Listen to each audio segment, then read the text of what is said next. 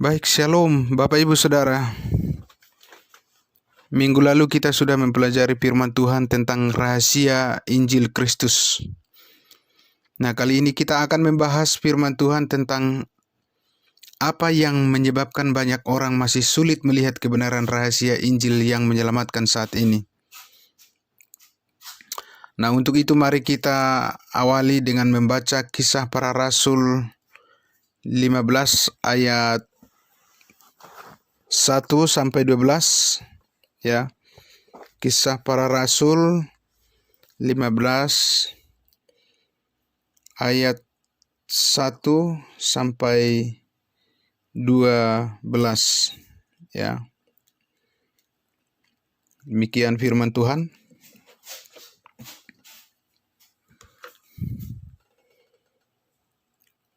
Beberapa orang datang dari Yudea ke Antiokhia dan mengajarkan kepada saudara-saudara di situ, "Jikalau kamu tidak disunat menurut adat istiadat yang diwariskan oleh Musa, kamu tidak dapat diselamatkan."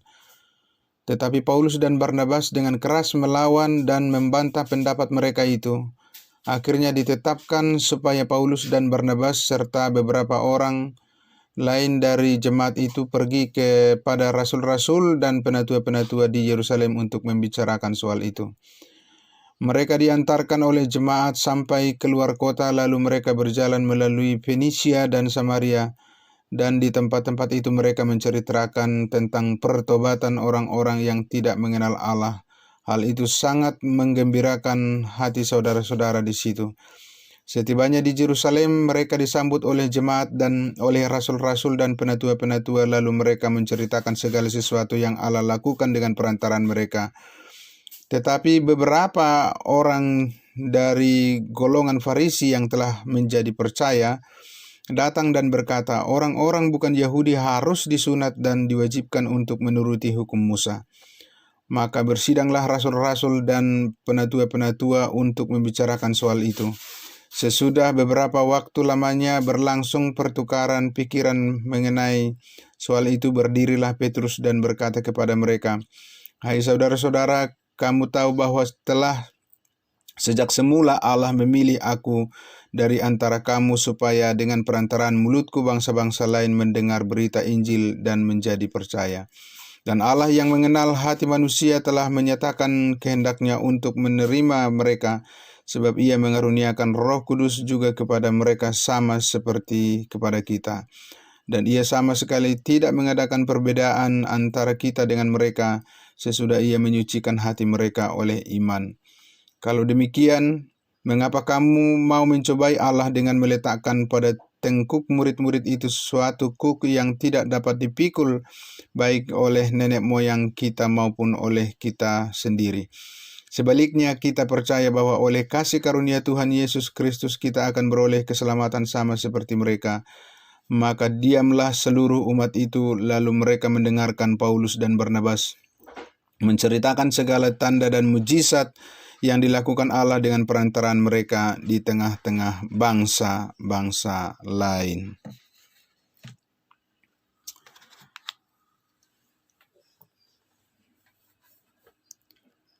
Pertama-tama kita melihat di sini mengapa banyak orang masih sulit melihat kebenaran rahasia Injil yang menyelamatkan saat ini adalah karena tersebar luas pengajar-pengajar sesat di mana-mana. Pada masa awal Paulus dipanggil Tuhan melayani, bahwa di daerah Antiokhia sudah ada terbentuk jemaat Tuhan yang disebut Jemaat Antiokhia. Di Jemaat Antiokhia inilah Paulus mengajarkan kebenaran Injil kasih karunia Allah, sehingga mereka sudah memahami Injil yang menyelamatkan mereka, dan semuanya itu mereka peroleh dari pengajaran Rasul Paulus.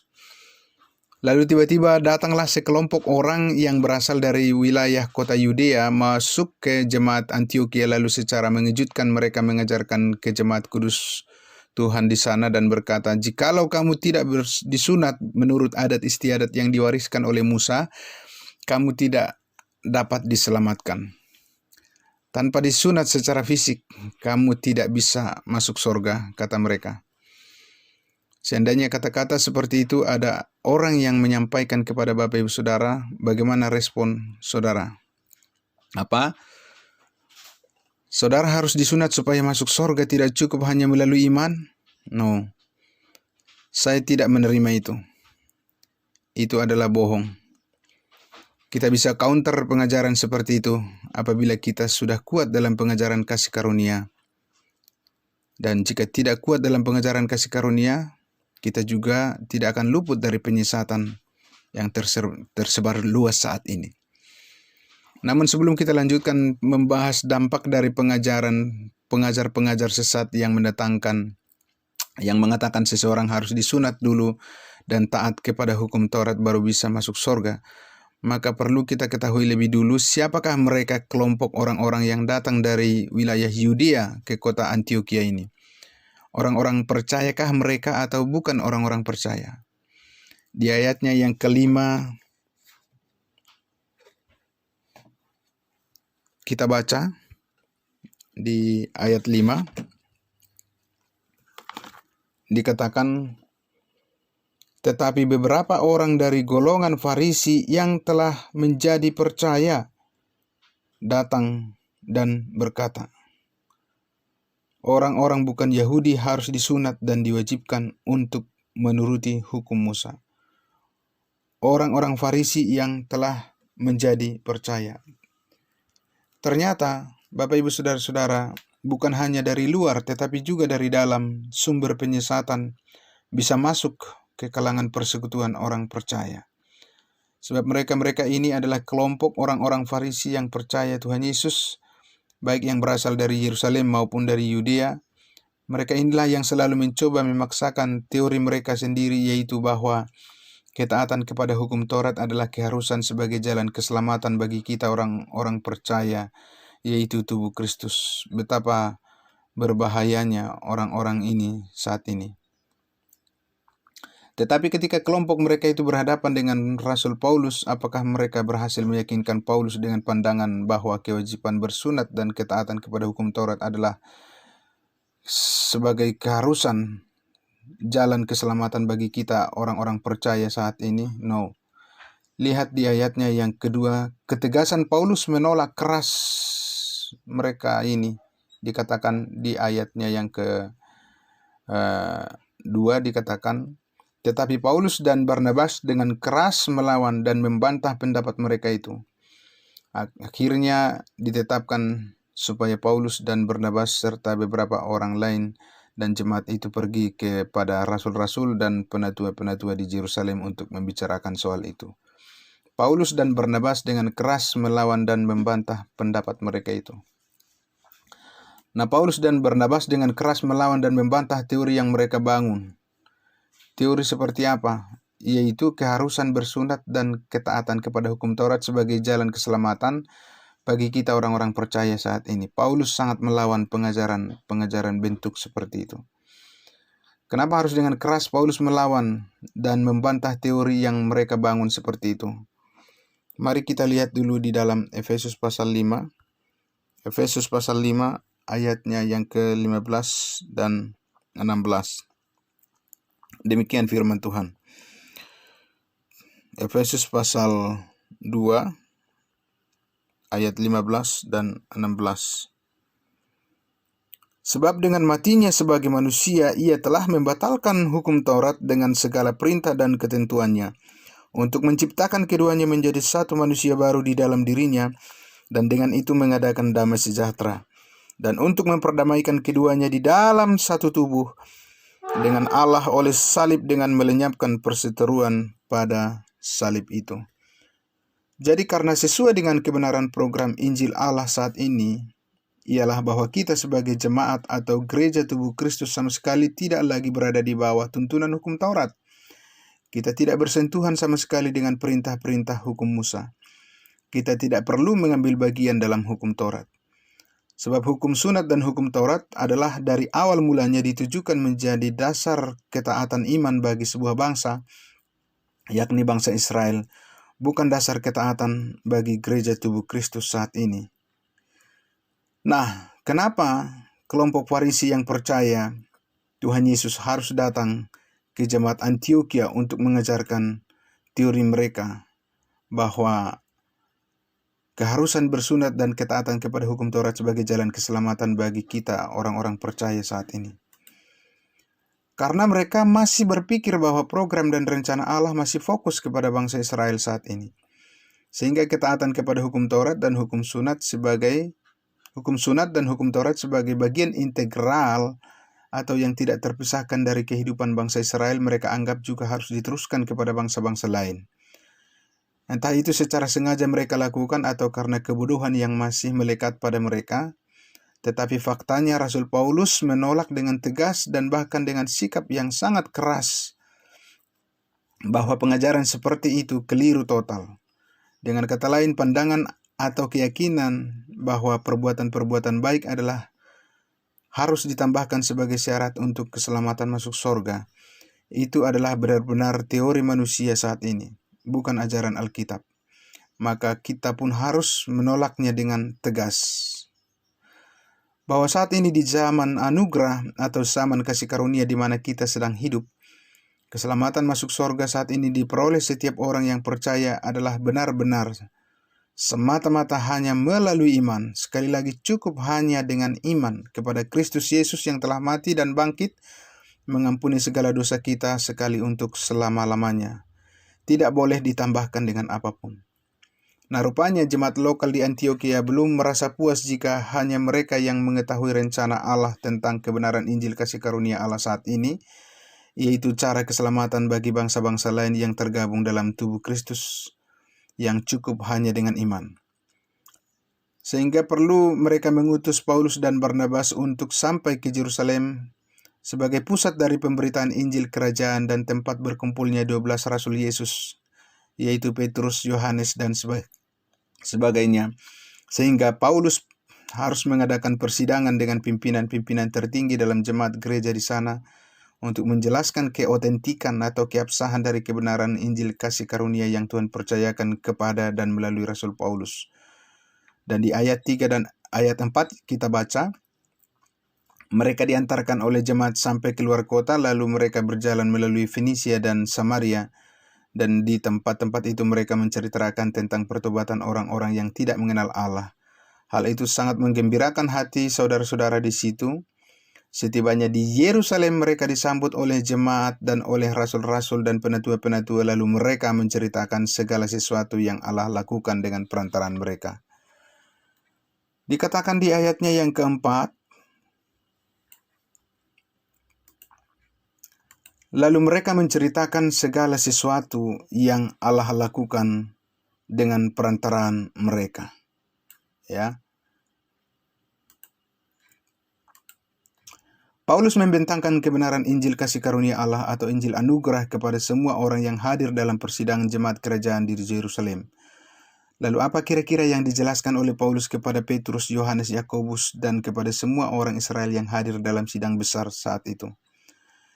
Dikatakan tadi bahwa mereka menjelaskan segala sesuatu yang Allah lakukan dengan perantaran mulut Paulus dan Barnabas. Seperti apa itu? Paulus menjelaskan dengan terang benderang kepada mereka, yaitu bahwa Allah telah menyelamatkan banyak jiwa dari bangsa-bangsa lain karena mereka percaya kepada Injil keselamatan, yaitu Yesus mati dan bangkit menghapuskan segala dosa kita sekali untuk selama-lamanya.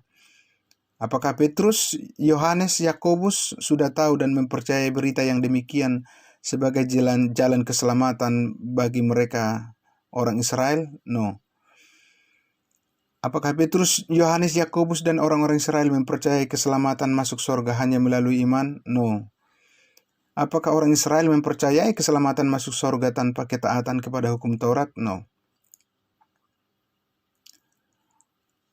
Orang-orang Israel mempercayai keselamatan masuk kerajaan surga harus dengan bertobat, ditambah dengan iman, tambah dengan perbuatan-perbuatan, tambah dengan hukum Taurat, dan lain macam-macam. Dan tahukah Bapak Ibu Saudara, model percaya seperti itu juga yang dipegang oleh banyak orang yang mengaku pengikut Yesus saat ini, yaitu keselamatan masuk surga harus dengan iman ditambah dengan perbuatan-perbuatan. Tetapi kita sudah lihat tadi firman Tuhan katakan, Paulus dan Barnabas dengan keras melawan dan membantah keyakinan yang keliru seperti itu. Maka bukan hanya Paulus dan Barnabas yang mengambil sikap yang keras dengan melawan dan membantah keyakinan seperti itu. Kita juga berdiri dengan sikap yang sama dengan Paulus, bahwa kita percaya saat ini manusia dibenarkan hanya melalui iman, bukan dengan iman ditambah dengan perbuatan-perbuatan. Bahwa darah Yesus yang suci dan sempurna telah menguduskan kita sekali untuk selama-lamanya. Dan kita sebagai anggota gereja tubuh Kristus tidak memiliki kewajiban untuk hidup lagi menurut hukum Taurat, melainkan hidup bersandarkan dan berdasarkan kebenaran kasih karunia Allah. Dan apabila kita secara konsisten mengambil sikap di posisi kebenaran kasih karunia Allah, khususnya yang diajarkan Tuhan melalui Rasul Paulus, maka Allah akan mendatangkan banyak jiwa yang diselamatkan untuk kemuliaan nama Tuhan Yesus. Amin.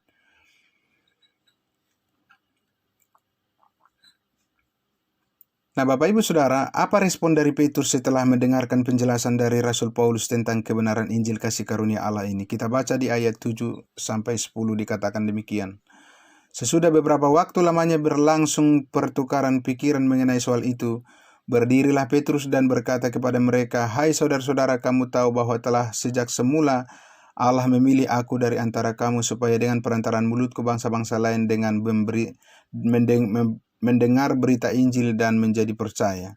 Dan Allah yang mengenal hati manusia telah menyatakan kehendaknya untuk menerima mereka, sebab Ia mengaruniakan Roh Kudus juga kepada mereka sama seperti kepada kita. Dan Ia sama sekali tidak mengadakan perbedaan antara kita dengan mereka, sesudah Ia menyucikan hati mereka oleh iman. Kalau demikian, mengapa kamu mau mencobai Allah dengan meletakkan pada tengkuk murid-murid itu suatu kuk yang tidak dapat dipikul, baik oleh nenek moyang kita maupun oleh kita sendiri? Sebaliknya kita percaya bahwa oleh kasih karunia Tuhan Yesus Kristus kita akan beroleh keselamatan sama seperti mereka." Sangat menarik kita perhatikan Bapak Ibu Saudara bahwa di ayat 9 tadi Petrus berkata, Ia, yaitu Allah, sama sekali tidak mengadakan perbedaan antara kita, antara Petrus dan Israel, dengan mereka, yaitu kita, bangsa-bangsa lain. Allah tidak membedakan Israel dan bangsa lain. Bapak Ibu Saudara, dari mana Petrus ketahui hal ini? Bukankah Allah sebelumnya di sepanjang perjanjian lama selalu membedakan antara Israel dan bangsa lain? Bukankah bangsa Israel adalah prioritas dan bangsa lain harus belakangan? Bahkan sebelumnya Petrus telah mendengar dari Yesus ketika mereka bersama-sama melayani. Yesus memerintahkan ke-12 muridnya untuk pergi memberitakan Injil Kerajaan Sorga hanya kepada domba-domba yang hilang dari umat Israel. Mari kita buka di dalam Matius pasal 10 ayatnya yang ke-5 dan ayatnya yang ke-6. Matius 10 ayat 5 dan 6 dikatakan, Kedua belas murid itu diutus oleh Yesus dan berpesan kepada mereka, "Janganlah kamu menyimpang ke jalan bangsa lain atau masuk ke dalam kota-kota orang Samaria, melainkan pergilah kepada domba-domba yang hilang dari umat Israel." Kita lanjut lagi di Matius pasalnya yang ke-15 ayatnya yang ke-24 dikatakan, Jawab Yesus, "Aku diutus hanya kepada domba-domba yang hilang dari umat Israel." Jadi dari mana Petrus mengetahui berita bahwa tidak ada perbedaan Yahudi dan non-Yahudi, Israel dan bangsa lain saat ini dalam hal cara memperoleh keselamatan masuk surga? Kita baca dulu Galatia pasal 1. Kita baca Galatia pasal 1. Galatia pasal 1 ayatnya yang ke-15 sampai ayatnya yang ke-19. Tetapi waktu Ia yang telah memilih aku sejak kandungan ibuku dan memanggil aku oleh kasih karunia-Nya, berkenan menyatakan anaknya di dalam aku supaya aku memberitakan Dia di antara bangsa-bangsa bukan Yahudi, maka sesaat pun aku tidak minta pertimbangan manusia. Juga aku tidak pergi ke Yerusalem mendapatkan mereka yang telah menjadi rasul sebelum aku, tetapi aku berangkat ke tanah Arab dan dari situ kembali lagi ke Damsyik. Lalu 3 tahun kemudian aku pergi ke Yerusalem untuk mengunjungi Kepas. Siapa Kepas? Petrus. Dan aku menumpang 15 hari di rumahnya. Tetapi aku tidak melihat seorang pun dari rasul-rasul yang lain kecuali Yakobus, saudara Tuhan Yesus. Bapak Ibu Saudara, sebelumnya Paulus sudah pernah mendatangi Petrus di Yerusalem. dan Paulus menginap di rumah Petrus selama 15 hari. Apa kira-kira yang Paulus obrolin kepada Petrus selama 15 hari nginap di rumahnya? Apakah Paulus mengajak Petrus ngobrolin tentang bisnis tenda atau kerjasama membangun gedung-gedung sinagog, tempat peribadahan Yahudi di berbagai daerah misalnya? Atau selama Paulus di rumah Petrus diam saja dan hanya numpang makan tidur? No. Disitulah saat pertama kali Paulus menjelaskan kepada Petrus tentang program Allah yang baru yang diterimanya sendiri langsung dengan wahyu dari Tuhan Yesus, yaitu program pemberitaan kebenaran Injil kasih karunia yang ditujukan langsung kepada bangsa-bangsa lain untuk membangun tubuh Kristus yang surgawi. Kemudian hal yang sebelumnya di Kisah Para Rasul 11 juga telah terjadi kepada Petrus melalui penglihatan yang ajaib dari sorga. Dalam sebuah kain yang lebar ada turun persis ke hadapan Petrus berbagai macam binatang yang haram, dan Tuhan suruh dia potong dan supaya dimakannya. Tetapi Petrus menolak dan berkata, "Itu haram bagiku." Lalu Tuhan berkata, "Jangan kau bilang haram yang Allah nyatakan halal." Maka makin mengertilah Petrus bahwa sudah terjadi perubahan dalam program Allah. Dalam semula urusannya adalah kepada Israel, kini telah berubah, urusan Allah adalah penyelamatan kepada bangsa-bangsa lain. Yang tadinya berkat penyelamatan itu adalah kepada bangsa Israel, tetapi karena mereka menolak Mesias dengan menyelibkannya, maka kini penyelamatan adalah kepada orang-orang dari bangsa-bangsa lain. Nah, setelah Petrus ikut mempercayai kebenaran Injil kasih karunia yang diberitakan oleh Paulus, apakah respon peserta sidang pimpinan gereja kerajaan di Yerusalem pada saat itu? Di ayatnya yang ke-12 dikatakan, "Maka diamlah seluruh umat itu, lalu mereka mendengarkan Paulus dan Barnabas menceritakan segala tanda dan mujizat yang dilakukan Allah dengan perantaran mereka di tengah-tengah bangsa-bangsa lain." Nah, Bapak Ibu Saudara, kesimpulan kita adalah bahwa kepada siapa saja kita harus memberitakan Injil kasih karunia Allah ini. Yesus mati dan bangkit hapus semua dosa. Siapa yang percaya pasti masuk surga sekali untuk selama-lamanya. Kepada semua orang tentunya. Kepada para penjahat, ya. Kepada para pejabat, ya. Kepada para majelis, ya. Kepada para pendeta, ya. Jangankan kepada para pendeta atau pejabat gereja. Kepada rasul besar saja, rasul bangsa Israel, kepada rasul Petrus, Paulus masih tetap menuntunnya untuk mengenal rahasia kebenaran Injil Kristus, yaitu Injil kasih karunia Allah untuk membangun tubuh Kristus yang surgawi. Ingat Bapak Ibu Saudara, begitu banyak orang saat ini bahkan yang mengaku pengikut Yesus masih memegang keyakinan yang keliru, yaitu mereka percaya Yesus mati menghapuskan sebagian dosa dan keselamatan diperoleh harus dengan iman ditambah dengan perbuatan. Maka ketika kita sungguh-sungguh memberitakan Injil Kristus, Yesus mati dan bangkit hapus semua dosa, siapa yang percaya pasti masuk surga. Maka lihat, ada atas tuntunan Roh Kudus, penuaian jiwa-jiwa dengan jumlah besar akan terjadi. Maka Tuhan Yesus pun akan segera datang di awan-awan menjemput kita ke rumah Bapa di sorga. Amin. Tuhan Yesus memberkati.